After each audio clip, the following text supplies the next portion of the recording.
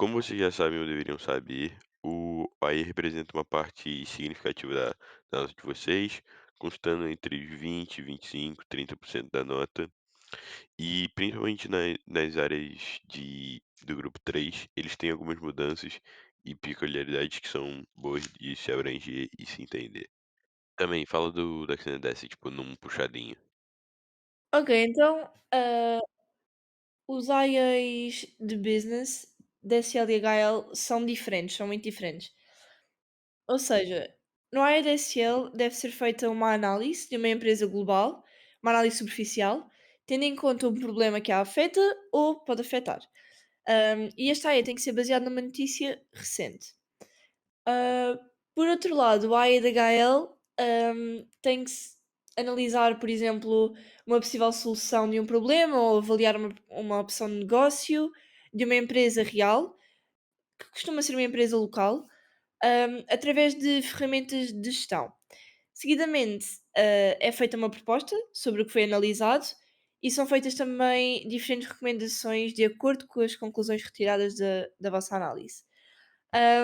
O AIDHL tem que ser baseado em fontes primárias, ou seja, entrevistas, observação, questionários, entre outros, mas também deve possuir fontes secundárias para suportar os dados que foram retirados durante as suas entrevistas ou questionários, por exemplo, ah, balanços financeiros. Um, os IAs vale tanto para HL como para SL 25% da nota, mas no ano Covid começaram a valer 35%. Já agora falo-vos também um bocadinho do Extended Essay.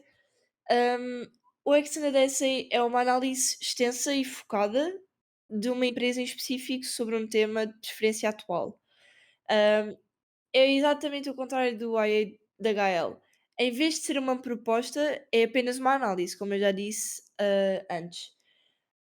Para além disso, deve ser baseado em fontes secundárias e não em fontes primárias. Há casos em que os alunos confundem o IA da HL com o Extended Essay e depois acabam por ter uma pontuação mais baixa. Então tem que haver um grande cuidado ao escolher bem o tema do Extended Essay para não corrermos este risco. Pronto, para além disso, os alunos da HL de Business têm que ter um Research Proposal com 500 palavras, que é basicamente um resumo do vosso IA, com o porquê de estarem a explorar aquele tema, com as datas em que é suposto vocês fazerem X tarefas, coisas assim desse género. Também têm que apresentar certas limitações e como é que as vão resolver, como é que vão avaliar, como é que vão responder à vossa research question, a partir de que métodos, de ferramentas da disciplina. E basicamente esse research proposal tem que ter 500 palavras no máximo e depois o texto principal, o IA em si, tem que ter 2000 e aí já é igual para SLHL, ambos têm que ter 2000.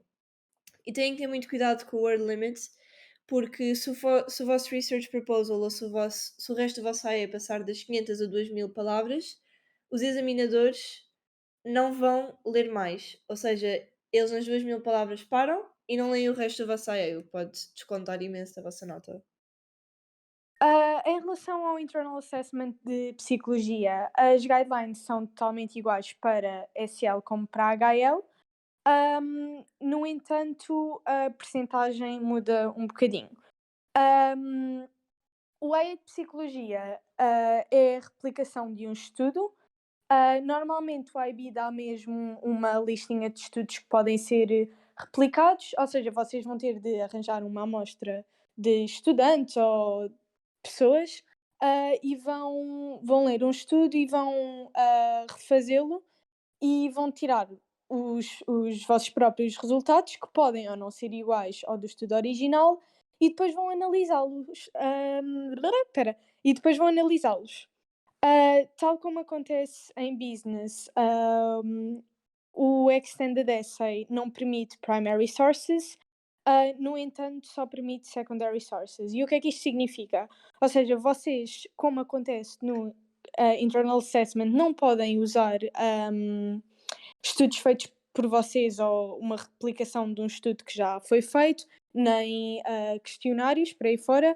só podem usar informação que já está publicada, por exemplo, estudos que já foram feitos e vão utilizar isso como base para os argumentos que vocês querem dar. Ahm, Nas disciplinas do grupo 3 que nós temos no colégio, tirando business, ou seja, as disciplinas de psicologia e história, o word limit para o internal assessment vai de 200 a 200, ai, 200, vai de 2000 a 2200 palavras. Yes, é isso, Frankie, podes ser a rainha deste palco. Não, ok. O Internal Assessment de História é dividido em três partes.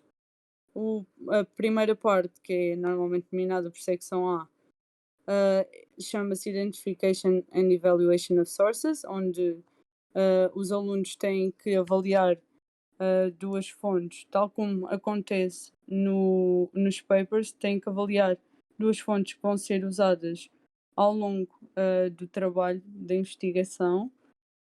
A secção 2 é a investigação, onde nós respondemos à nossa research question, onde abordamos um estudo histórico de um local ou de um evento em si, e temos que fazer referência a várias fontes, nomeadamente aquelas que analisamos na secção A. A secção 3 é a reflexão do trabalho, onde os alunos basicamente refletem sobre os métodos utilizados para a investigação, e onde refletem sobre os desafios que encontraram enquanto estavam a fazer o trabalho, como se fossem historiadores. Agora dando um bocadinho mais a minha opinião, porque até agora foi tudo um bocadinho teórico para vocês conseguirem perceber de que é que se trata cada disciplina. Vou falar em relação à psicologia, como é óbvio, como não tenho as outras disciplinas, mas a psicologia é uma disciplina relativamente fácil, e é super fazível. Um, não há muitas diferenças de HL para SL, portanto, eu recomendo que se estiverem em dúvida no que é que hão de escolher e se tiverem a oportunidade, ou se vos der jeito, podem pôr a disciplina em HL, porque não se vão arrepender. E aconselho-vos a fazer o IA. Nós, no colégio, nós recriámos o estudo logo no primeiro ano, no final do primeiro ano, e isso deu logo um grande avanço para o resto do IA. Este ano eu senti que quase que já não tinha de fazer nada, porque a parte mais difícil foi feita no final do ano passado, e, hum, e acho que isso é um ponto muito forte e acho que deviam aproveitar e fazer assim também. Claro que de certeza que também há outras estratégias que vão ter sucesso, mas pronto, esta é só a minha opinião.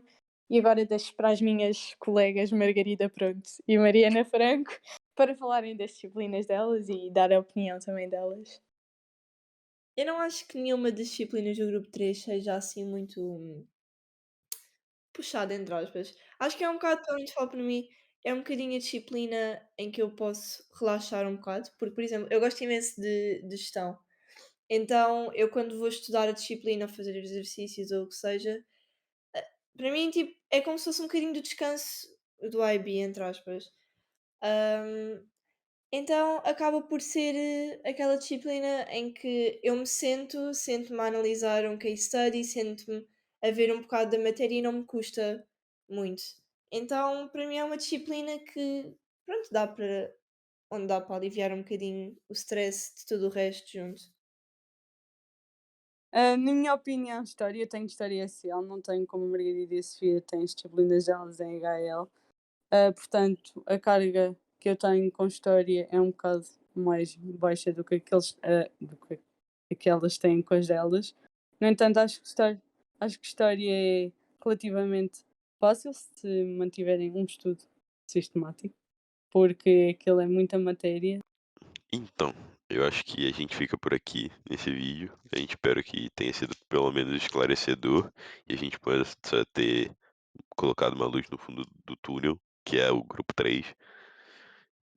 e ter desmistificado um pouquinho o que cada matéria é e como elas funcionam. Se vocês tiverem qualquer dúvida, fala com a gente na escola, a gente tá literalmente no corredor e também tem os comentários, mas a gente provavelmente não vai ler, é a vida, lidem com isso. Oh, então se não forem do colégio, porque isto não é exclusivamente para alunos do Colégio Atlântico, mandem-nos mensagem, e-mail, nós vamos deixar aí algo. Quer dizer, o Gui vai deixar aí algo. E é isso. Valeu!